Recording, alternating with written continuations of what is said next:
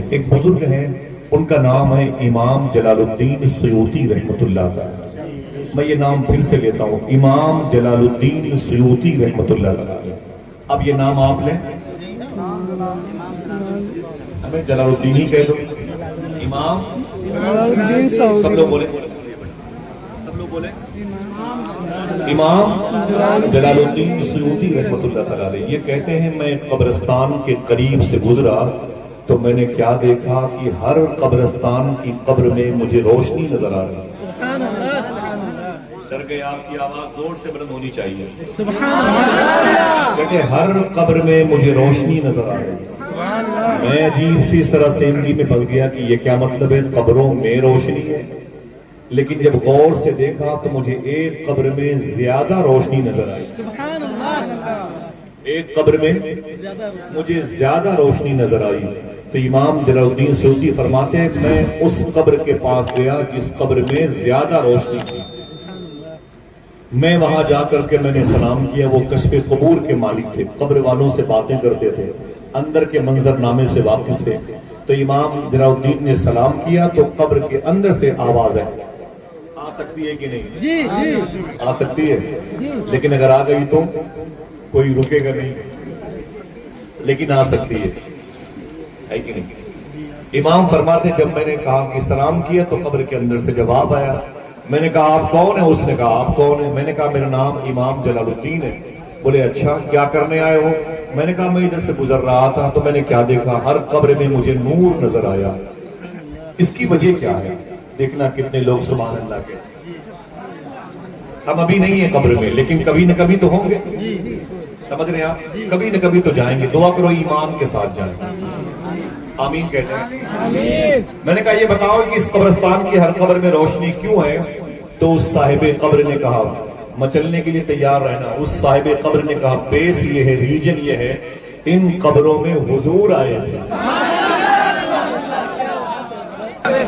میرے بھی گھر میں ہو جائے چراغاں, ہاتھ بڑھا کے بولو میرے بھی گھر میں ہو جائے چراغاں, دکھا دو اپنا چہرہ پیارا پیارا یا رسول اللہ, خدا کا جیتے جی کر لوں نظارہ یا رسول اللہ. کہتے بات یہ کہ ان قبروں میں آواز نہیں آئی, ان قبروں میں حضور آئے تھے, ان قبروں میں حضور آئے تھے. بات تو میرے پلے پڑ گئی, لیکن یہ بتاؤ تمہاری قبر میں روشنی زیادہ کیوں ہے؟ ان قبروں میں روشنی ہے لیکن تمہاری قبر میں روشنی زیادہ کیوں ہے؟ تو صاحب قبر نے کہا بات یہ ہے, تیار ہے نا سبحان اللہ کی, بات یہ ہے کہ میری قبر میں حضور آئے بھی تھے, مسکرائے بھی تھے.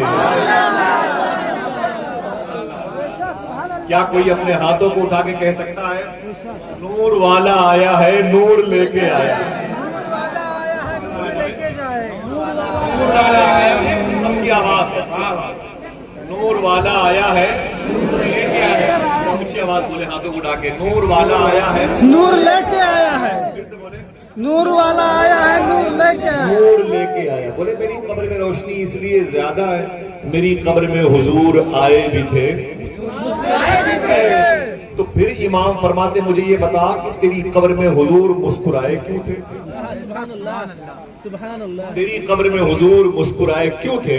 تو صاحب قبر نے جو جواب دیا وہی جواب ان علماء کا, وہی جواب مصباحی صاحب کا, وہی جواب احتشام بھائی کا, جیلانی بھائی کا, ان کے والد صاحب کا, اور ہمارے تمام تر سلیم بھائی عدنان بھائی دوستوں کا وہی جواب ہوگا, پوری کمیٹی کے لوگوں کا وہی جواب ہوگا. جواب کیا تھا؟ بولے میری قبر میں حضور جو آئے تھے مسکرائے تھے, اس کی وجہ یہ ہے میری چھوٹی سی دکان تھی, چھوٹی سی دکان تھی, میں اس دکان پر بیٹھتا تھا. شام کو جب اپنی دکان بند کرنے کا وقت آتا نا میری دکان کے, تو میں 1 روپیہ اپنے انکم سے جو منافع ہوتا اس میں سے 1 روپیہ نکال کر کے ایک تھیلے میں ڈال دیتا تھا. 1 روپیہ نکال کے ایک تھیلے میں ڈال دیتا. مہینے میں 30 سکے ہو جاتے تھے, 2 مہینے میں 60 ہو جاتے تھے, اور پھر 6 مہینے میں ایسے ہی 250 کے آس پاس ہو جاتا. بولے پھر, بولے جب پورا سال ہوتا تھا تو جھولا بھر جاتا تھا سکے سے. بولے پھر, بولے جب ربیع الاول شریف کا مہینہ آتا وہی پیسے نکال کے حضور کی میلاد پہ خرچ. ذرا محبت سے کہہ دو سبحان اللہ. یہ ویسے لوگ ہیں کوئی کام اپنا گھاٹے کا نہیں کرتے, کوئی سودا اپنا نقصان والا نہیں ہے۔ ان لوگوں نے اس قدر محبتوں کے ساتھ یہ محفل سجائی ہے، اللہ اس محفل کو قبول فرما لے۔ بیٹا بیٹا بیٹا، یہ پانی مارا کا بڑا اچھا انتظام کیا ہے، بیٹے سلیقے سے بانٹیں، سلیقے سے بانٹیں۔ میں بھی بہت ہی دھیمی لہجے میں بات کرتا ہوں، دے دے ماشاءاللہ۔ بسم اللہ الرحمن الرحیم۔ اللہ نے قرآن میں ارشاد فرمایا، یا ایھا الذین آمنوا اتقوا اللہ وکونوا مع الصادقین۔ اللہ فرماتا ہے سچوں کے ساتھ ہو جاؤ، لیکن اس سے پہلے ایک اور شرط، اس سے پہلے ایک اور شرط۔ لیکن جو شرط رکھی ہے اللہ نے سب سے پہلے، وہ بڑی خوشخبری والی ہے، تم مومن ہو۔ اللہ کہتا ہے تم ایمان والے ہو۔ قرآن آپ سے مخاطب ہے، اللہ تم سے کہہ رہا ہے، کتنے بڑے خوش قسمت ہو۔ اللہ تم سے کہتا ہے کہ تم مومن ہو۔ کہہ دو اے اللہ تیرا شکر ہے، اونچی بولے۔ ماں کے پیٹ میں کتنے سجدے کیے تھے آپ نے کہ آپ کو اللہ نے مسلمانوں کے گھرانوں میں پیدا کیا؟ مجھے بتائیں کیا کیا تھا آپ نے؟ کتنی تسبیح میں اللہ کے نام لیے تھے کہ آپ کو مسلمانوں کے گھرانوں میں پیدا کیا گیا؟ یہ اس کا فضل نہیں تو اور کیا، اس کا کرم نہیں تو اور کیا۔ وہ تمہیں مومن کہتا ہے، اللہ کہتا ہے کہ تم مومن ہو۔ اگر واقعی اللہ کی نظر میں ہم مومن ہیں تو بات تو بن گئی، اب ہمیں کسی سرٹیفکیٹ کی ضرورت نہیں ہے۔ لیکن اللہ کہتا ہے نہیں، بات ابھی بنی نہیں، ایک شرط اور بھی ہے۔ وہ شرط کیا ہے؟ اگر تم مومن ہو تو اتقوا اللہ، مجھ سے ڈرتے بھی رہو، آوارہ نہیں ہو۔ سمجھ رہے ہیں آپ؟ ایسے ہی تم آزاد نہیں ہو۔ ایک قانون ہے، ایک آئین ہے، ایک آرٹیکل ہے، انسائیکلوپیڈیا ہے، ایک لا کے تحت تمہیں رہنا پڑے گا۔ وہ کیا ہے؟ اتقوا اللہ۔ اللہ کہتا ہے مجھ سے ڈرتے بھی رہو، مجھ سے بیٹے بانٹ دو بانٹ دو بانٹ دو، پیاس لگی ہے، بانٹ دو بانٹ دو ماشاءاللہ۔ ٹھیک ہے، ہو گیا بیٹا، بہت بہت شکریہ۔ بچوں کا اپنا یہ جذبہ عشق ہے، پیاسوں کو پانی پلا رہے ہیں، لیکن ہو گیا بیٹا، بس کرو، بیٹھو بیٹھ جاؤ، خاموشی سے لینا، چپکے سے، ٹھیک ہے۔ اللہ کہتا ہے یہاں بھی بات نہیں بنی، اتقوا اللہ تک۔ اب آپ کہتے ہیں میں مومن بھی ہوں، اللہ سے ڈرتا بھی ہوں، اب تو میرا وارا نیارا ہو جانا چاہیے۔ اللہ کہتا ہے نہیں، ایک شرط اور بھی ہے، وَكُونُوا مَعَ الصَّادِقِينَ۔ اللہ کہتا ہے تمہیں سچوں کے ساتھ رہنا پڑے گا۔ یہ سچے کون ہیں؟ Bill Gates, Shakespeare, Milton, Einstein, Lord Macaulay, Michael Hart, Netanyahu, Vladimir Putin, Biden. کون ہے سچا؟ یہ سب اعلیٰ درجے کے جھوٹے لوگ ہیں۔ اگر کہو تو کہو کہ روئے زمین پر جب سے زمین کی تخلیق ہوئی ہے، سب سے عظیم ذات اگر کوئی آئی ہے تو وہ آمینہ کے لال کی، آمینہ کے لال کی۔ وہ تمام تر نبیوں رسولوں کے سچوں کے سردار، الحمدللہ رب العالمین۔ اب ان کی بارگاہ میں اکتساب فیض کرنے والی آوازیں سچی تھیں، ان کی بارگاہ میں نسبت رکھنے والی آوازیں سچی تھیں۔ ہمیں انہی سچوں کو فالو کرنا ہے، ہمیں انہی سچوں کی راہ کا مسافر بننا ہے، ورنہ ہم بھٹک جائیں گے۔ ہمیں اہل تشیع اپنے انڈر میں لے لیں گے، وہابیہ دیابنا اپنے گرفت میں لے لیں گے۔ ہمیں حضور اور حضور کے ماننے والوں کے راہ کا مسافر بننا ہے، وَكُونُوا مَعَ الصَّادِقِينَ کے ساتھ ہم سفر کر سکیں، ہم اس مبارک جماعت کا حصہ بنیں۔ اب آئیے حضور صلی اللہ علیہ وسلم کی زندگی، کریکٹر، آپ کی سیرت، اور پھر آپ کی جو سیرت کا عظیم پہلو ہے جو ٹرانسفر ہوا ہے مولا حسین کی شخصیت میں، اس کو کتابی صورت میں پڑھنے کے لیے لوگ بات بات میں امام حسین کا نام لیتے ہیں۔ یار صوفیہ کہتے ہیں کبھی غور تو کرو، آخر کس دامن کا صدقہ ہے کہ امام حسین شہیدوں کے سردار بن گئے، امام حسین سید الصابرین بن گئے، امام حسین سید الشاکرین بن گئے، تو پتہ چلے گا یہ دامن فاطمہ کی بہاریں ہیں۔ عورتوں میں، ساری عورتوں میں وہ سچوں کی سردار ہے۔ اب پتہ چلا مخدوم کائنات کو یہ شرف نور کہاں سے ملا، تو آپ کہیں گے یہ دامن خدیجہ کی برکت ہے۔ تو دامن خدیجہ کو یہ نعمت عظمیٰ کہاں سے ملی، تو آپ کا دل کہے گا یہ آمینہ کے لال نے عطا فرمایا۔ اب آئیے میں آپ کو پہلے اس انسٹیٹیوٹ کی بات کرتا ہوں۔ آپ کو حسین کی قربانی 1.5 مہینے سنتے ہوئے لمحے گزارنے میں آپ کو اللہ کی طرف سے توفیق ملی ہے۔ آج میں آپ کو بتاتا ہوں کہ وہ حسین اعظم کیسے بنا، وہ حسین شہید اعظم کیسے بنا، وہ حسین سید الشہداء کیسے بنا۔ شاکرین کا سردار کیسے بنا، صابرین کا سردار کیسے بنا، تو آپ کو پیچھے جانا پڑے گا بیک گراؤنڈ میں. جیسے حضور غوث پاک کے بیٹے سے یہ شباتیاں فرماتے ہیں، بابا فرید گنج شکر رضی اللہ تعالیٰ عنہ نے اپنی ماں سے کہا تھا، میری ماں تیرا بیٹا فرید بڑے اونچے اسٹیٹس پر آ گیا. بولے کیا ہوا؟ بولے جو مجھے دیکھتا ہے وہ کلمہ پڑھ لیتا ہے. بولو بولو سبحان اللہ. جو مجھے دیکھتا ہے وہ کلمہ پڑھ لیتا ہے. جو شرابی مجھے دیکھتا ہے وہ توبہ کر لیتا ہے. جو جواری مجھے دیکھتا ہے وہ توبہ کر لیتا ہے. جو آوارہ عورتیں مجھے دیکھتی ہیں وہ سچی توبہ کی بھیک پا لیتی ہیں. اے میری ماں، آج میرا مقام بڑا بلند ہے. تو ماں نے کہا تھا، اسی جملے کو یاد کیجئے گا، میری گفتگو اسی جملے کے آس پاس گھومیں گے. ماں نے کہا نا نا نا میرے بیٹے، اس میں تیرا کوئی کمال نہیں ہے، جو بھی کمال ہے وہ میرا. بابا فرید فرماتے ہیں میری ماں اس میں تیرا کمال کیا ہے؟ تو آپ نے فرمایا میرے بیٹے فرید سن، اگر بچپن میں تجھے وضو کر کے دودھ نہ پلایا ہوتا تو یہ کمال تیرے تھا.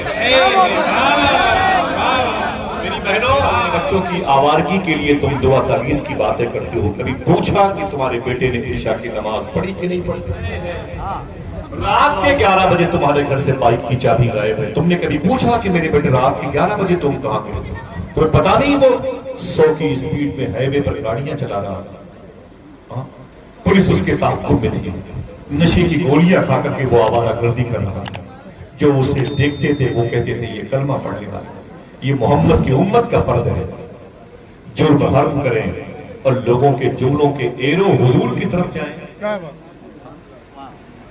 آپ نے کہیں پوچھا نہیں اپنی بچیوں کو 70,000 روپے کا موبائل دے کے، میری بیٹی تجھے یہ موبائل دیا اس لیے کہ تجھے اس کو دیکھ کر کے درود تاج بھی یاد کرنا ہے، 10 قرآن کی سورے کے ترجمے کے ساتھ اسے حفظ کرنا ہے. پوچھا نہیں آپ نے؟ بچے آوارہ ہو گئے، بچیاں آوارہ ہو گئی. اگر حسین کی بہن زینب، حسین کی بیٹی سکینہ، ام رباب، شہربانو، ام لیلہ، مخدومہ فضہ کی کہانیاں آپ سناتے ہو تو ان کا بیک گراؤنڈ بھی پڑھا کرو. بغیر ماں باپ کی لاپرواہی اور کوتاہی کے بچے آوارہ نہیں ہو سکتے. سمجھ رہے ہیں آپ؟ مجھے یہ درد ہے، میرے بھائی نے جو بات کہی نا، مصباحی صاحب نے، 14 فروری کو دہلی کے ایک مسلم مینیجر نے، ہوٹل کے مالک نے ایک ٹویٹ کیا تھا روتے ہوئے. اس نے کہا تھا میری بہنوں سننا، تمہاری گود کی پلنے والی بچیاں قرآن پڑھیں، درود پڑھیں، کہیں ایسا نہ ہو کہ وہ تمہاری مصیبت کا سامان بن جائے، تمہاری بے عزتی کا سامان بن جائے. اللہ اکبر. جنہیں فیشن میں ڈبو کر کے اور چاٹ کھانے کے لیے چوراہے پر بھیج دیا جاتا ہے، آسانی سے دوسروں کے ساتھ آفس میں کام کرنے کے لیے بھیج دیا جاتا ہے. وہ مسلم مینیجر کہتا ہے کہ میری ہوٹل میں 120 لڑکے اور لڑکیاں آئے تھے 14 فروری کو اپنی راتیں گزارنے کے لیے. یہ سب نشے کی کیفیت میں، سمجھے، سب جسم فروشی کا سامان ایک دوسرے کو فراہم کر رہے ہیں. حرام کاری کے لیے میری ہوٹل میں آئے تھے. رونا تو اس بات کا ہے جو مجھے بتاتے ہوئے شرم لگتی ہے، لیکن کیا کروں، اس گھر کو آگ لگ گئی گھر کے چراغ سے. اس مسلم مینیجر نے ٹویٹ کیا تھا اور کہا تھا ان میں سے 90% لڑکے غیر مسلموں کے تھے اور 80% لڑکیاں مسلمانوں کی تھیں. یہ وہی لڑکیاں جنہیں ہم نے چھوڑ دیا ہاسٹل میں، جنہیں چھوڑ دیا ہے آفس کے نام پر، جن کی ڈیوٹی ہے رات کے 6 بجے سے لے کر کے صبح 4 بجے تک. وہ لڑکیاں کہاں ہیں پوچھا تک نہیں. اللہ اکبر. اللہ اکبر. آپ کی نہیں ہیں لیکن آپ کے نبی کی امت کی تو بچیاں ہیں. آپ کو اس پر سوچنا پڑے گا. معاشرہ بھٹک رہا ہے، اگر آپ نے سنبھالا نہیں تو 40 سال کے بعد کیا ہوگا بتا دوں. پھر یہ لڑکیاں باہر نہیں جائیں گی، ان لڑکیوں کے جسم سے کھیلنے والے ہمارے گھروں میں آ جائیں گے اور ہم کچھ کر نہیں سکتے، اتنے مجبور ہو چکے ہوں گے. سمجھ رہے ہیں؟ دعا کرو اللہ تعالیٰ ہم سب کو امام حسین کی ماں کی سیرت نور کے سائبان کے نیچے بیٹھنے کی توفیق عطا فرمائے. آمین. آج میں آپ کو اس بیک گراؤنڈ کی بات کرتا ہوں جس کو شاید کوئی سننا چاہتا ہوں. آقا کریم صلی اللہ تعالیٰ علیہ وسلم کی شادی ابھی نہیں ہوئی. حضور کی عمر شریف ہے 25 سال کی. کتنے؟ 25 سال. نہ کوئی بولے، نہ کوئی نعرہ، نہ کچھ ہنگامہ. جب میں کہوں گا تو آپ دل سے سبحان اللہ کہہ دیجیے. میری ماں، میری بہنوں سننا، بچیاں سننا جن کی عمریں 7-8 سال کی ہیں. حضور کی فرسٹ میرج نہیں ہوئی، پہلی شادی حضور کی نہیں ہوئی. 25 سال کڑی الجوانی آمینہ کے لال کی، شہنشاہ خوبہ کی، حسینوں کے سردار. اسی وقت مکہ شریف میں ایک عورت تھی جس کا نام تھا خدیجہ. ان کی شادی ہوئی تھی, ان کے شوہر کا انتقال ہو گیا. دوسری شادی کی, ایک بیٹا پیدا ہوا, اس شوہر کا انتقال ہو گیا. تیسری شادی کے لیے پیسے بہت تھے. ان کی سہیلیوں نے کہا خدیجہ تیسری شادی کر لے, تیری عمر 40 سال کی ہے, ابھی تیرے چہرے کا حسن باقی ہے, ابھی تیرے بالوں میں سیاہی نہیں, سیاہی کا غلبہ ہے, چاندی کا غلبہ نہیں ہے. اے خدیجہ تیرے حسن میں جاذبیت ہے, اے خدیجہ تیرے حسن میں کھچاؤ ہے, میگنیٹ سسٹم تیرا چہرہ ہے جو تجھے دیکھتا ہے دیکھتا رہتا ہے. اے خدیجہ تو شادی کر لے تیسری. تو خدیجہ نے کہا تھا مجھے مردوں سے نفرت ہو گئی ہے, میں اب تیسری شادی نہیں کروں گی, مجھے مردوں سے الرجی ہو گئی, مجھے ان کے چہرے سے نفرت ہو گئی. 2 مرتبے الگ الگ موقع پر میں 2 شوہروں کے نکاح میں تھی, وہ دونوں دنیا سے چلے گئے. اب میں تیسری شادی نہیں کروں گی, اپنی ساری طاقت میں اپنے کاروبار پر خرچ کروں گی. ان کے باپ جناب خویلد اتنے بڑے بزنس مین تھے کہ پورے مکے میں ان جیسی دولت کسی کے پاس نہیں تھی. ان کی بیٹی کا نام تھا خدیجہ, نام تھا خدیجہ. کیا نام تھا؟ خدیجہ. پورے باپ کے کاروبار کو اکیلے سنبھالتی تھی. سب سے زیادہ پیسہ خدیجہ کے پاس, ان کے باپ کے پاس تھا. تیسری شادی کرنے کا خیال دل سے نکل گیا. لیکن امی خدیجہ فرماتی ہیں ایک دن میں مکہ شریف کی گلی سے گزر رہی تھی, سامنے اللہ کے رسول سامنے سے تشریف لا رہے. وہ کہتی ہے میں نے حضور کی تعریف تو سنی تھی, حضور کو دیکھا نہیں. جیسے حضور میرے قریب آئے میں نے حضور کی پیشانی دیکھی, میں نے حضور کی آنکھیں دیکھی, میں نے حضور کے لب دیکھے, میں نے حضور کے رخسار دیکھے, میں نے حضور کا ذقن دیکھا, میں نے حضور کی مبارک انگلیاں دیکھی. امی خدیجہ کہتی ہیں ایسا حسن حضور کے چہرے پر تھا, میں نے ایسا حسین انسان اس سے پہلے نہیں دیکھا. آواز آئی اے خدیجہ دیکھتی بھی کیسے, بنانے والے نے دوسرا محمد بنایا ہے. مرہار سنگار تمہیں سے ہے یا رسول اللہ, بگین میں بہار تمہیں سے ہے. اللہ اللہ. امی خدیجہ کہتی ہیں حضور جب نظر آئے تو حضور میری آنکھوں کے راستے سے میرے دل میں سما گئے. اونچی بولے, میں حضور کے حسن کی بات کر رہا ہوں, میں حضور کے حسن کی بات کر رہا ہوں. امی خدیجہ کہتی ہیں کہ حضور میری آنکھوں کے راستے سے میرے دل میں آ گئے. جب حضور میرے دل میں آ گئے تو حضور میرے دل میں میرے ساتھ میرے گھر میں آ گئے. راتوں کو جب میں بستر پہ آتی سونے کے لیے تو مجھے حضور یاد آ گیا. بولے بولے بولے سبحان اللہ. سے لے کر پیر تک تنویر ہی تنویر ہے, جیسے منہ سے بولتا قرآن وہ تفسیر ہے. دیکھ کر دنیا پریشان ہے جمال مصطفیٰ, وہ مصور کیسا ہوگا جس کی یہ تصویر ہے. اپنی خدیجہ کہتی ہیں جب میں بستر پہ آتی تو مجھے حضور یاد آتے تھے.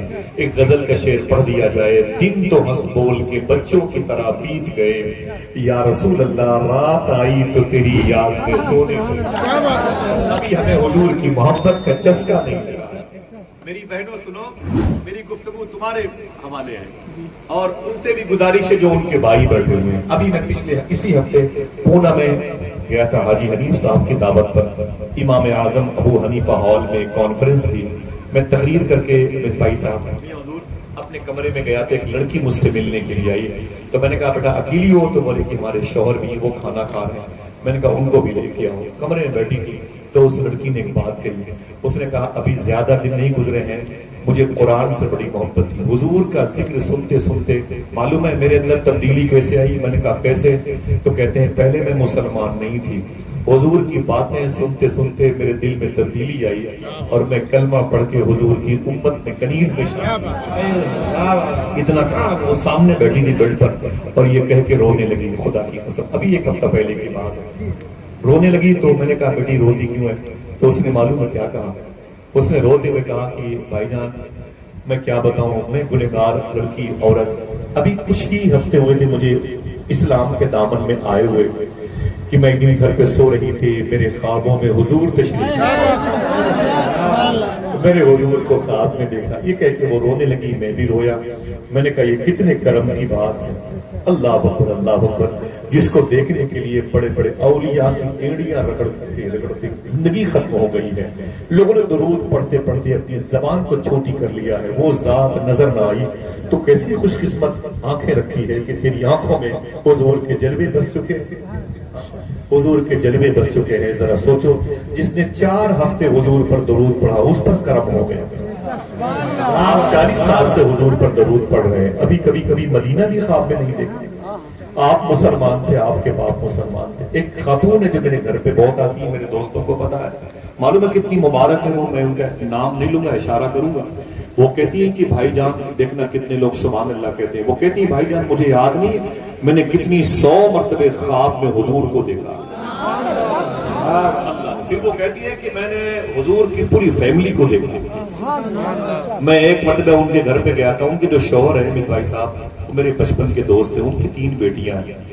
میری بہنیں تمہیں تو آسائش کے سامان چاہیے، میک اپ کی چیزیں چاہیے، حلال و حرام کے ہوں، اس سے مطلب نہیں. شوہروں پر اتنا دباؤ بناتی ہیں نا عورتیں کہ شوہر مجبور ہو جاتا ہے حرام کام کرنے میں. معلوم ہے وہ کیا کہتی ہے؟ وہ اپنے شوہر سے کہتی ہے مجھے طلاق دے دو. وہ کہتی ہے مجھے طلاق دے دو. بولے کیوں؟ بولے میں تنہائی میں حضور کو یاد کرنا چاہتی ہوں. میں نہیں چاہتی کہ میرے دل میں حضور کے علاوہ کسی اور کی محبت ہو. میں ان سے ملنے کے لیے گھر پہ گیا. ان کے شوہر تھے تو میں بات کرتے کرتے باورچی خانے میں چلا گیا. سچی بات، باورچی خانے میں چلا گیا. جب چلا گیا تو ایک اونچی ٹیبل ان کی باورچی خانے میں رکھی تھی. میں نے کہا آپا یہ کیا ہے؟ بولے بھائی جان بیٹھنا نہیں، اس پر بیٹھنا نہیں. میں نے کہا میں نہیں بیٹھوں گا، یہ تو بتا دو یہ ٹیبل کیوں ہے. معلوم ہے کیا کہا انہوں نے؟ بولے دیکھنا کون سبحان اللہ کہتا ہے. رو کے بولی بھائی ایسا ہے لوگوں کو خواب میں حضور کا کرم ہوتا ہے. اب میں وہ خوش قسمت لڑکی ہوں کہ دن کے اجالے میں حضور کا مجھ پہ کرم ہوتا ہے. دن کے اجالے میں حضور چلتے پھرتے مجھے نظر آتے ہیں. یہ ٹیبل ہم نے صرف اللہ کے رسول کے لیے اپنے گھر میں رکھا، صرف حضور کے لیے. جانے کس وقت مدینے سے حضور آ جائے. دل کے دروازے کو ہر وقت کھلا رکھا ہے. بہنوں اور میرے دوستوں صاحبوں، کبھی کبھی تنہائی میں حضور کو یاد کیا کرو. 2 3 گھنٹے موبائل کی اسکرین پر انگلیاں چلاتے چلاتے انگلیوں کے یہ پوٹے گھس گئے ہیں، لیکن زبان کبھی درود کی چاشنی سے آشنا نہیں ہوئی. عجیب بات ہے. صوفی سلطانیہ فرماتے ہیں تمہارے بچے رات بھر موبائل میں بزی رہتے ہیں، موبائل لے کے بزی رہتے ہیں. بڑی پرانی بات ہے ان کی. کہتے ہیں جب انگلیاں تھک جاتی ہیں موبائل گر جاتا ہے تو بچے سو جاتے ہیں. صوفی صاحب نے کہا تمہارے بچے تو سو جاتے ہیں لیکن رات بھر مدینے والے آقا مدینے میں تیرے درود کا انتظار کرتے ہیں. کیا نقصان کیا ہے تمہارا حضور نے؟ کیا تکلیف ہے تم کو حضور سے؟ کیا الرجی ہے تم کو حضور سے؟ مجھے بتا ہے تمہارے آنے سے 1400 سال پہلے جبل صنعاء کے دامن میں حضور اتنا روئے تھے تمہیں یاد کر کے. آج بھی حضور کے آنسو وہاں کے پتھروں پہ نظر آتے ہیں. یہ خبر تم کو ہو گئی پھر بھی حضور پر درود نہیں پڑھتے. دعا کرو انشاءاللہ گھر سے نکلیں گے تو وضو بنا کے نکلیں گے انشاءاللہ. بولے انشاءاللہ. اپنے چھوٹے سے کاروبار کے لیے ہاتھوں کو اٹھائیں انشاءاللہ. بولے قسم نہیں کھلا رہا ہوں لیکن انشاءاللہ بولے ہاتھوں کو اٹھائیں. گھر سے نکلیں گے باوضو نکلیں گے انشاءاللہ. اور نبی پر 2 4 10 مرتبے راہ چلتے ہوئے درود پڑھیں گے انشاءاللہ. بولے آپ میرے آقا صلی اللہ علیہ وسلم کو خدیجہ نے کہا. اب سنیں آپ یہ مبارک کہانیاں. حضور کو دیکھا تو امی خدیجہ کہتی ہے میرے دل میں حضور سما گئے. آہستہ آہستہ میرا کاروبار جب پھیلا نا تو مجھے ایک سپورٹر کی ضرورت پڑی تو میں نے حضور کے چچا جناب ابی طالب کو بلایا. میں نے کہا تمہارا ایک بھتیجا ہے جو آمینہ کا لال ہے، کیا وہ میرے کاروبار میں میرا ساتھ دے سکتا ہے؟ جناب ابی طالب نے کہا بالکل دے سکتا ہے. پیسے طے ہو گئے. حضور آگے.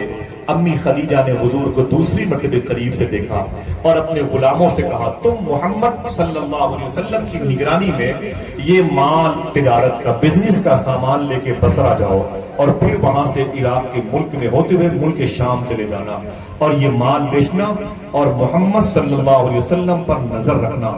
یہ کیسے چلتے ہیں، کیسے باتیں کرتے ہیں، ان کا اخلاق کیا ہے، ان کا کردار کیا ہے. معلوم ہے جب حضور ان کا سامان لے کے چلے گئے بصرہ اور ملک شام، جب واپس آئے تو حضور مکے کی سرحد پہ رک گئے. حضور نے انٹری نہیں فرمائی. ابھی مکے کی سرحد پر میرے آقا ہے، انٹری نہیں فرمائی میرے آقا نے، اور اپنے غلاموں سے کہا کہ جاؤ جاؤ تم مکے چلے جاؤ، اپنے بچوں کے ساتھ آرام کرو، میں صبح کو حساب کتاب کے لیے خدیجہ کے دروازے پہ جاؤں گا۔ ایک غلام تھا جس کا نام تھا میسرہ، وہ دوڑ کر کے خدیجہ کے پاس آیا، اپنی مالکن کے پاس۔ خدیجہ نے کہا کیا ہوا؟ بولے منافع بہت ہوا، فائدہ بہت ہوا، مال بہت اچھا دکھا۔ بولے پیسے اور حساب کتاب؟ کہا سب آمینہ کے لال کے پاس ہے۔ بولے وہ کہاں ہے؟ بولے مکے کی سرحد پہ آرام کر رہے ہیں، صبح کو آئیں گے۔ امی خدیجہ کہتی ہیں بڑی مشکلوں سے رات میری کٹی، لیکن میں نے میسرہ سے یہ کہا راستے میں کوئی تعجب والی باتیں بھی ہوئی ہیں، کوئی ایسا فعل بھی سرزد ہوا ہے جو یقین میں نہ آئے، جو ہمارے ذہن میں نہ آئے، جس سے ذہن عاجز ہو؟ تو میسرہ کہتا ہے بصرہ کے قریب میں یہ سارے قافلے والے جا رہے تھے، وہاں ایک واقعہ پیش آیا تھا۔ بولے کیا؟ بولے سارے قافلے والے جا رہے تھے اور سب کو بھوک پیاس لگی تو سب نے پانی کا تالاب چشمہ دیکھا تو رک گئے۔ ایک بہت بڑا پیڑ تھا، سب لوگوں نے کھانا پینا کھایا، اسی پیڑ کے سائے میں سب نے آرام کرنا شروع کیا۔ تو خدیجہ نے کہا یہ بتائیں حضور کہاں تھے؟ تو میسرہ نے کہا حضور جانوروں کو پانی پلا رہے ہیں، جانوروں کو چارہ دے رہے تھے۔ بولے پھر جب حضور جانوروں کو کھلا پلا کے فارغ ہو کے اس پیڑ کے نیچے آئے آرام کرنے کے لیے، تو پیڑ کے نیچے کی ساری جگہیں ختم ہو چکی۔ حضور نے کسی کو تماچے نہیں مارے، کسی کو لات نہیں مارے، اٹھ میں بھی تو اسی سفر کا حصہ ہوں، میرے لیے بھی جگہ بناؤ، میں بھی آرام کروں گا۔ میسرہ کہتا ہے اے مالکن خدیجہ، حضور نے کسی کو ٹچ نہ کیا، دور جا کر کے ایک ٹیلے پر بیٹھ گئے اور اوپر تیز دھوپ تھی، حضور سائے سے دور جا کے تیز دھوپ کے سائے میں بیٹھ گئے، ٹیلے کے اوپر بیٹھ گئے۔ بولے اس میں تعجب کی بات کیا ہے؟ دیکھنا کون سبحان اللہ کہتا ہے۔ میسرہ کہتا ہے سب تو پیڑ کے سائے میں سو رہے تھے، لیکن جب سب کی آنکھ کھلی تو سب نے کیا دیکھا؟ سوئے تھے وہ پیڑ کے سائے میں، لیکن پیڑ محمد کے سر کے اوپر سویا۔ ہم سمجھ گئے کہ کوئی عظیم شخصیت ہے، کوئی عظیم ذات ہے، اللہ کے نبی صلی اللہ تعالی علیہ وسلم کی یہ مبارک کار عشق کی برکت ہے۔ دیکھیں آپ، امی خدیجہ کہتی ہیں حضور کو آنے دیجئے۔ دوستوں صاحبوں، کبھی کبھی اپنے بچوں کو ان باتوں کو بتانا۔ صبح کو وقت جیسے حضور انٹری کیے مکہ شریف میں، امی خدیجہ اپنی سہیلی کو لے کے بالکنی پہ چلی گئی۔ معلوم ہے کتابوں میں لکھا اپنی انگلیاں اپنی آنکھوں پہ یوں رکھ کے حضور کو انتظار، حضور کو دیکھ رہی تھی، حضور کا انتظار کر رہی تھی، حضور کب نظر آئے۔ جیسے حضور دکھائی پڑے، امی خدیجہ کہتی میں تیزی سے دوڑ کر کے نیچے آئی اور میں نے حضور سے کہا بیٹھ جائیں۔ آج حضور تیسری مرتبہ سامنے بیٹھے، تیسری مرتبہ حضور سامنے بیٹھے تھے۔ امی خدیجہ کہتی میں حضور کے سامنے بیٹھ گئی اور میں نے کہا ہاں اے آمینہ کے لال حساب کیجئے، چھوٹی چھوٹی کھجوریں کتنے کی بکی ہیں، بڑی کھجوریں کتنے کی بکی ہیں، اور اوسط درجے کی کھجوریں کتنے کی بکی ہیں۔ امی خدیجہ کہتی، سمجھنا ایک جملے کو، امی خدیجہ کہتی میں حضور کو اکسا اکسا کر کے سوال کرتی کہ حضور میری طرف دیکھیں، حضور میری طرف دیکھیں۔ میں تھی 40 سال کی، لیکن میرا حسن ڈھلا نہیں تھا، میرے چہرے پر باقپن باقی تھا، میرے چہرے پر جاذبیت تھی، میرا چہرہ میگنیٹ سسٹم تھا۔ امی خدیجہ کہتی ہے بڑے بڑے نوابوں کے، بادشاہوں کے، راجاؤں کے اور امیر زادوں کے بیٹے، امیر زادے جب میرے گھر پہ بزنس کا حساب دینے کے لیے آتے تھے تو وہ حساب کم دیتے تھے، میرے چہرے کو زیادہ دیکھتے تھے۔ میں اس وقت بھی 40 سال کی ہو کر کے بھی اتنی حسین تھی، سمجھ رہے؟ لیکن امی خدیجہ کہتی میں بار بار حضور سے کہتی اے محمد عربی یہ کھجوریں کتنے کی بکی ہیں؟ تو امی خدیجہ کہتی ہیں حضور گردن نہیں اٹھاتے تھے، حضور گردن نہیں اٹھاتے تھے، بلکہ نظریں جھکائے ہوئے فرماتے یہ کھجور اتنے کی بکی ہے، یہ کھجوریں اتنے کی بکی ہیں، یہ کھجوریں اتنے کی بکی ہیں۔ دیکھنا کون سبحان اللہ کہتا ہے۔ امی خدیجہ کہتی ہیں میرا حسن اگر کہیں شکست کھایا ہے تو آمینہ کے لال کے حسن کی آگے حضور کی نیچی نظریں ہوتی تھی۔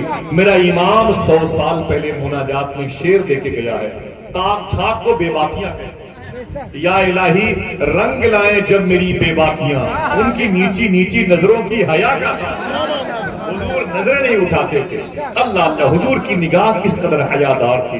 آپ نے حساب دیا، امی خدیجہ نے حساب لیا، حضور نے اپنی مزدوری اپنے پیسے لیے، حضور چلے آئے۔ امی خدیجہ کہتی ہیں جب حضور چلے گئے تو میرے دل میں حضور کی اور محبت بیٹھ گئی۔ ایک عورت حضور سے کیسا عشق کرتی ہے، کیسا پیار کرتی ہے۔ امی خدیجہ کہتے ہیں مجھ سے برداشت نہ ہوا۔ میری سہیلی نے کہا کیا بات ہے، تیرے چہرے پر کبھی کبھی غم کے اثرات غالب رہتے ہیں۔ تو میں نے کہا کہ مجھے محبت ہو گئی ہے۔ بولے کس سے محبت ہو گئی ہے؟ تو نے تو مجھ سے کہا تھا مجھے مردوں سے نفرت ہو گئی ہے، مجھے مردوں کے چہرے اچھے لگتے نہیں ہیں، کس سے محبت ہو گئی ہے؟ تو خدیجہ کہتی ہے میری سہیلی مجھے آمینہ کے لال سے محبت ہو گئی۔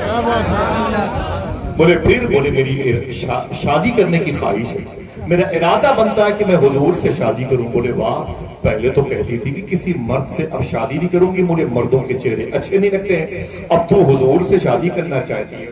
تو امی خدیجہ نے کہا تھا اگر محمد صرف مرد ہوتے تو شادی نہ کرتی، وہ تو حسینوں کے سردار معلوم ہوتے ہیں، ان کے چہرے سے لگتا ہے چاند چمکتا ہے، ان کے چہرے پر چاندنی چٹکتی ہے، میں نے ایسا عظیم چہرہ آج تک نہ دیکھا۔ اے میری سہیلی میری شادی کا پیغام لے کے جا، لے کے جا، اور حضور کے گھر میں جناب ابی طالب سے کہے وہ میرے رشتے کے لیے ہاں کر دے۔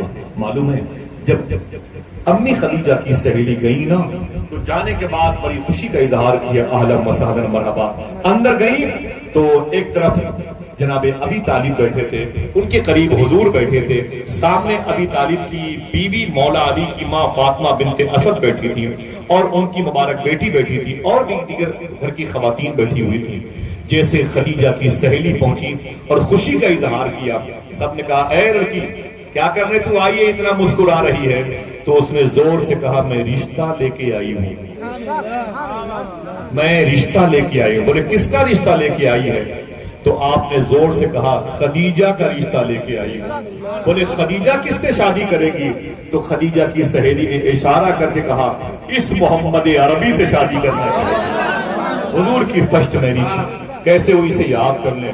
جیسے حضور نے یہ سنا مسکرائے اور سوچا حضور نے عجیب بات ہے، خدیجہ کی سہیلی جو رشتہ لے کے آج آئی ہے اسے پتہ ہی نہیں ہے، اس رشتے کی خبر مجھے اللہ نے بہت پہلے دے رکھی ہے۔ حضور مسکرائے، جناب ابی طالب نے کہا مجھے رشتہ منظور ہے، آپ کی بیوی نے کہا مجھے بھی یہ رشتہ منظور ہے، گھر کی خواتین نے کہا مجھے بھی رشتہ منظور ہے۔ حضور نے کچھ نہیں کہا، صرف اپنے گردن مبارکہ کو جھکائی اور مسکرایا۔ مسکرانا یس کی نشانی ہے، مسکرانا ہاں کی نشانی ہے، رشتہ پکا ہو گیا۔ ذرا پیار سے بولو سبحان اللہ۔ میں حسین کے دامن کی بات کرتا ہوں، کتنا پاکیزہ ہے وہ دامن جس دامن میں مخدومہ فاطمہ آئی، اور پھر اس دامن کے صدقے میں امام حسین چمکتے ہوئے چہرے کے ساتھ نظر آتے ہیں۔ بیٹے بڑی محبت کے ساتھ میں کوئی گاڑھی باتیں نہیں ہوں گی اور کوئی ثقیل الفاظ نہیں ہوں گے، کوئی مشکل باتیں نہیں ہوں گی، اور کوئی بہت زیادہ دلائل کے انبار نہیں ہوں گے۔ مجھے آپ سے باتیں کرنی، میں نے یہ 30 سال باتیں کی ہیں، اب مجھے آپ کے پیروں کو چوم کر کے آسان باتیں کرنے کا خیال دل میں پیدا ہو۔ جیسے میرے آقا صلی اللہ علیہ وسلم کی شادی کی تاریخ آئی، ذرا محبت سے کہہ دو سبحان اللہ۔ یہ حضور کی فرسٹ میرج ہے، شادی خوشی کا نام ہے، مجھے بولے اللہ اس سبحان اللہ کا ثواب فلسطین کے بچوں کی روح کو نظر فرمائے۔ ہندوستان میں جہاں بھی ہندو اور مسلمان رہتے ہیں جو بے قصور جیلوں میں ہیں، اللہ تمام تر ہندو اور مسلمانوں کو جیلوں سے رہائی عطا فرمائے۔ جن شہروں میں یہ اختلاف آپس میں یہ لڑائیاں چل رہی، اللہ سب کے دلوں میں ایک دوسرے کی محبت پیدا فرمائے۔ آمین کہہ دیں انشاءاللہ۔ اللہ ہمارے ملک کو نظر بس سے محفوظ فرمائے۔ ہمیں یہ ملک بڑا پیارا ہے، سمجھے آپ، بڑا پیارا ہے، مجھے دل سے بڑا پیارا ہے، سبحان اللہ۔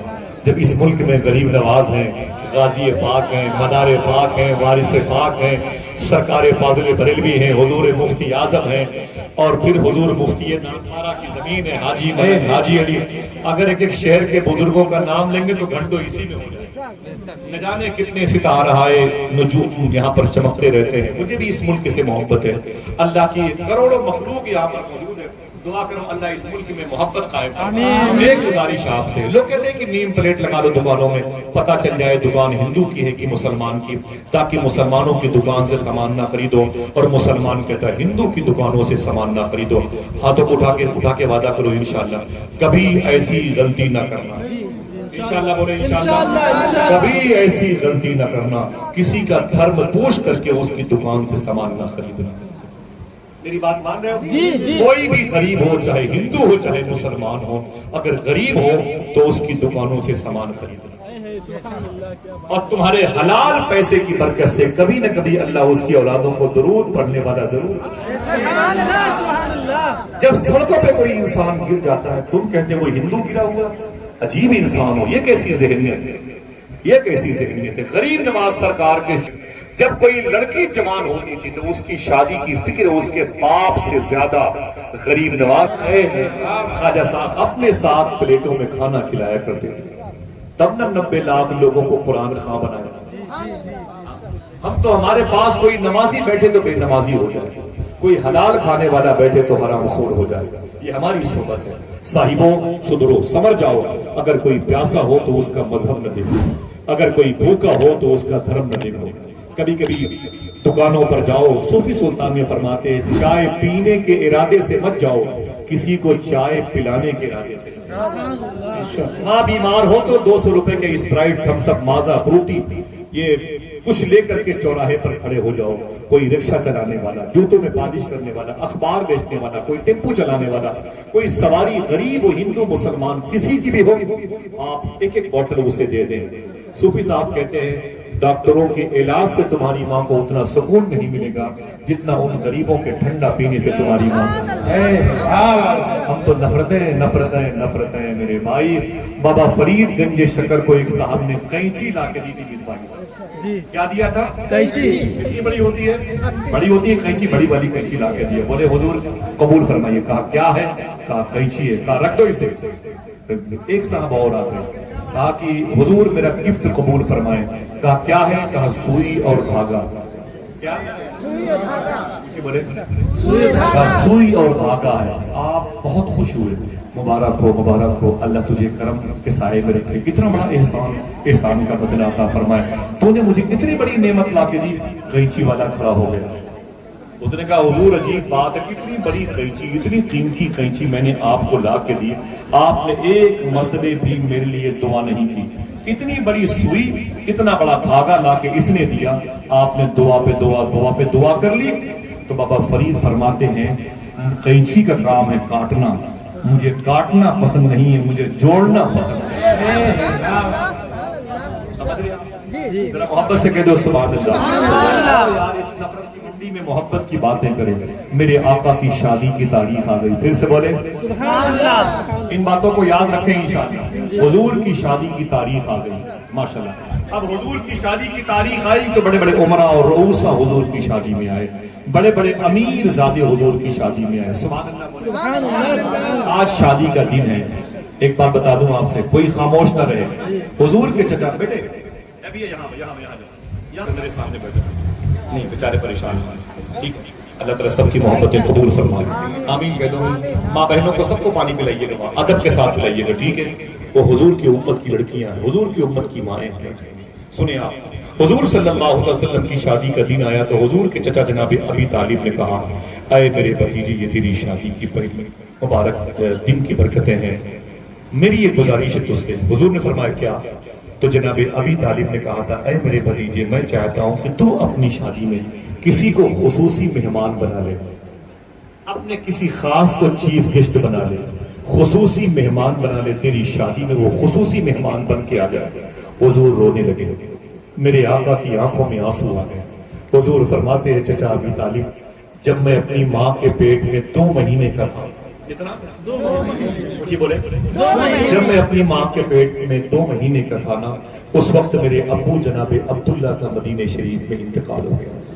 مدینہ شریف میں دار نابغہ میں ان کی قبر بنی تھی، آج سے 40-50 سال پہلے وہ قبر کھل گئی تھی، لیکن کتنے لوگ سبحان اللہ کہتے ہیں۔ کتاب کا نام ہے نشانات ارض نبی، کتاب کا رائٹر ہے ڈاکٹر مصباح الدین شکیل، مقدمہ لکھا پروفیسر ڈاکٹر ریاض مجید نے، اس کتاب میں حضور کے ابو کی قبر کی تصویر موجود ہے. جب حضور کے ابو کی قبر کھل گئی تو اہل مدینہ نے کیا دیکھا تھا؟ جسم تو جسم ہے، کفن کا ایک ایک دھاگا مسکرا رہا ہے. اس کا انتقال کب ہوا ہے؟ جب حضور زمین پر آئے بھی. حضور فرماتے ہیں اے میرے چچا، جب میں اپنی ماں کے پیٹ میں 2 مہینے کا تھا تو میرے ابو کا انتقال مدینے میں ہوا تھا، اور جب میں 6 سال کا ہوا تو میری ماں کا انتقال میری گود میں ابوا شریف میں ہوا تھا. جب میں 8 سال کا ہوا تو میرے دادا عبد المطلب کا انتقال مکہ شریف میں ہوا. میرا زمین پر کوئی نہیں، آپ نے میری پرورش کی ہے. آپ مجھ سے کہتے ہیں کہ اے میرے بھتیجے اپنی شادی میں کسی کو خصوصی مہمان بنا لے. حضور فرماتے چچا اگر آپ اجازت دیں ایک شخصیت کو میں خصوصی مہمان بنانا چاہتا ہوں. آپ نے کہا بنا لے میرے بھتیجے بنا لے. علماء اسے یاد کر لیں، علامہ مختار بن نعیمی فرماتے ہیں یہ نام سننا تو کوئی خاموش نہ رہے گا. ایک مرتبہ آپ کو نعرہ لگانا ہے اسی نام کو سن کر کے انشاءاللہ، اور پورا مجمع اس نام کو سن کے مبارکباد پیش کرے گا. حضور فرماتے چچا ایک ذات ہے جسے میں خصوصی مہمان بنانا چاہتا ہوں. جناب ابی طالب نے کہا کون ہے وہ خوش نصیب جسے تو اپنی شادی میں چیف گیسٹ بنانا چاہتا ہے؟ حضور کی آنکھوں میں آنسو تھے. میرے آقا نے فرمایا وہ کوئی اور نہیں میری ماں امی حلیمہ ہے. حلیمہ رہا تو بڑا. آج سے اگر کوئی اگر کوئی آپ سے پوچھے حضور کی شادی میں خصوصی مہمان کون تھا تو کہنا کہ سادات اکرام علماء کرام مصباحی صاحب قبلہ کی انجمن میں بھنگا کی زمین پر، یہ نیپال کا بارڈر ہے، بارہ شریف کا بیلٹ ہے، غازی پاک کے مبارک لہو کے قطروں سے یہاں دین اسلام پھیلا ہے. اس زمین پر یہ بات کی گئی ہے کہ حضور کی شادی میں جو خصوصی مہمان تھا وہ کوئی اور نہیں، حضور کی ماں امی حلیمہ. ایک ہم ہیں کہ اپنی شادی میں اپنی ماں کو دعوت نہیں دیتے. ماں بھائی کی حالت ہے تو ہم کہتے ہیں اسے بوڑھی کو بلائیں گے نہیں. میری بہو کو گالیاں دیتی، میری بیوی کو گالیاں دیتی ہے، اور جب ماں مر جاتی ہے تو فلائٹ سے اپنی ماں کے جنازے میں شرکت کرتا ہے. لعنت ہو ایسی ذہنیت پہ. جب ماں مر گئی تو پھر کس کام کا؟ تیرا آنا تیرا جانا. زندہ ہے اللہ کو راضی کر لے، اس کے رسول کو راضی کر لے. ہاتھوں کو اٹھا کے بتائیں کتنے لوگوں کی ماں زندہ ہے؟ ماشاءاللہ محبت سے کہہ دو سبحان اللہ. اب ماں ہے تو کہہ دو اے اللہ تیرا شکر ہے. ہاتھوں کو اٹھا کے بولے اے اللہ تیرا، اے اللہ تیرا. وعدہ کیجئے انشاءاللہ جب اپنے گھر سے نکلا کریں گے آپ کاروبار کے لیے اپنی ماں کا ہاتھ چوم کے نکلا کریں گے. ایسا کتنے لوگ کر سکتے ہیں؟ میں ایسا کرتا تھا اس لیے میں مجبور ہوں، میں چاہتا ہوں کہ لوگ ایسا کریں. میری ماں کا انتقال، میری ماں امام حسین سے بڑی محبت کرتی تھی اور غوث اعظم سرکار سے بڑی محبت کرتی تھی. میری ماں کا انتقال معلوم ہے کس دن ہوا؟ عاشورہ کے دن ہوا، صبح کو 7 بجے ہوا. میری ماں غوث پاک سے بڑی محبت کرتی تھی. اب میں جاتا ہوں اس کی قبر پہ بیٹھتا ہوں، روتا ہوں، چلا آتا ہوں. لیکن آج میں اتنے علماء کے درمیان جو موجود ہوں، خدا کی قسم یہ میری ماں کی دعا کی برکت. سرکار محبوب الہی فرماتے ہیں میرا کوئی کام کبھی روکا نہیں. بولے کیوں؟ بولے میری ماں کی دعا کام آ گیا. پھر فرماتے ہیں جب میری ماں کا انتقال ہو گیا اگر کوئی خاص دعا کرنی ہوتی تو میں اپنی ماں کی قبر پہ جا کے دعا کرتا. ایک مرتبہ دہلی میں بارش نہیں ہو رہی تھی، لوگوں نے سرکار نظام الدین اولیاء سے فرمایا بارش نہیں ہو رہی ہے. آپ فرماتے رکو اللہ چاہے گا تو ابھی ہوگی. آپ اندر گئے، ایک دھاگا لے کے آئے، اپنے ہاتھوں میں رکھا اور پتہ نہیں کیا کہا، بارش ہونے لگی. دلی لبالب ہو گئی. کسی نے کہا اے سرکار محبوب الہی آپ نے اپنے ہاتھوں میں کس کا وسیلہ پیش کیا بارش ہونے لگی؟ آپ نے فرمایا ایک دھاگے کا. پوچھا کیا وہ دھاگا کس کا ہے؟ دیکھنا کون سبحان اللہ کہتا ہے. فرماتے یہ میری ماں کے دوپٹے کا دھاگا. رب نے اس کے وسیلے سے میری دعا قبول فرمائی. اور جس کی ماں نہیں ہے اپنی ماں کی قبروں پہ جایا کرو انشاءاللہ. بولو ہر دن ہر جمعرات کو ہو سکے تو جایا کرو. چیوٹیوں کو چینی لے کے جایا کرو، پارلے بسکٹ لے کے جایا کرو. وہاں چڑیا ہیں، وہاں چیوٹیاں ہیں، وہاں پر پھیلا دیا کرو انشاءاللہ. بولیں دل سے بولیں انشاءاللہ. یہ صوفیہ کا طریقہ رہا. جایا کرو. ماں باپ کو ڈانٹا مت کرو، ماں باپ سے ناراض مت ہوا کرو، سمجھے، ورنہ اللہ ناراض ہو جائے گا. میرے آقا فرماتے ہیں میرے چچا میری شادی میں کوئی چیف گیسٹ بنے تو میری ماں امی حلیمہ بنی. حضور کی شادی کا دن آ گیا. نکاح معلوم ہے کس نے پڑھایا؟ جناب ابی طالب نے اور جناب خویلد نے، 2 لوگوں نے نکاح پڑھایا. نکاح کے بعد کیا ہوا معلوم ہے؟ آپ کے شہر میں 200-250 باراتی جاتے ہیں، دولہا ساتھ جاتا ہے، شام کو دلہن کو لے کے واپس آتا ہے. عرب میں یہ دستور نہیں تھا. عرب میں دستور یہ تھا باراتی جاتے تھے، نکاح کے بعد دولہے کو دلہن کے حوالے کر کے واپس چلے آتے، دولہے کو سسرال چھوڑ کر کے واپس چلے آتے. سمجھ گئے بھائی؟ حضور کو بھی سسرال میں چھوڑ کے واپس کر دیا آ گئے سب لوگ. حضور کی سسرال کہاں تھی بتا دوں؟ جو مکہ شریف جانے والے ہیں ہاتھوں کو اٹھا کے بتائیں انشاءاللہ. اچھا اتنے لوگ جائیں گے، باقی اور کوئی نہیں جائے گا؟ چلیں گے نا انشاءاللہ حسین کے نام. اور وہاں چلیں گے تو پھر بغداد شریف بھی چلیں گے انشاءاللہ. چلیں گے نا انشاءاللہ؟ بولو بھائی بولو.